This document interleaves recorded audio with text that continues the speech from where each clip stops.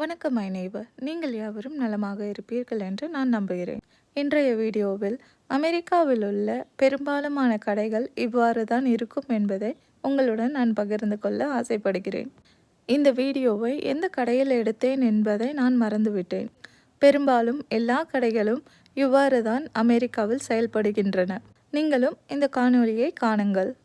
Back செய்து வைத்திருக்கும் பொருளை நீங்கள் அவ்வாறே எடுத்துக்கொள்ள வேண்டும். தனித்தனியாக இருக்கும் பழங்கள் உங்களுக்கு எத்தனை எண்கள் வேண்டுமோ அத்தனை எண்களை நீங்கள் எடுத்துக்கொள்ளலாம். மாமிசங்கள் எல்லாம் இவ்வாறு தான் பேக் செய்து எங்களுக்கு கிடைக்கும். அமெரிக்காவில் எல்லா கடைகளிலும் ஒரே விலை இருக்காது.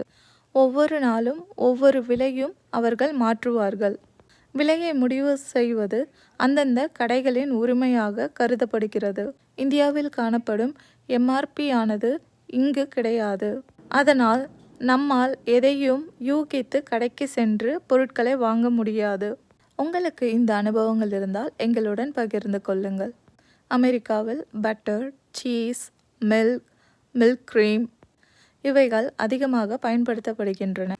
கோல்டு டீ ஆனது கேனில் கிடைக்கும். அதை நீங்கள் கடையிலிருந்து நேரடியாக வாங்கலாம். இந்த வீடியோவில் வேறு ஏதாவது தகவலை நீங்கள் தெரிந்து கொள்ள விரும்பினால் எங்களுடன் பகிர்ந்து கொள்ளுங்கள்.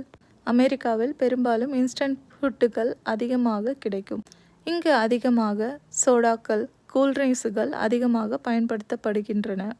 இந்த காணொளி ஓரளவிற்கு அமெரிக்காவின் கடைகள் எவ்வாறு இருக்கும் என்பதை நீங்கள் தெரிந்து கொண்டிருப்பீர்கள் என்று நான் நம்புகிறேன். உங்கள் நாள் இனிய நாளாக அமையட்டும். அன்புடன் மரினா.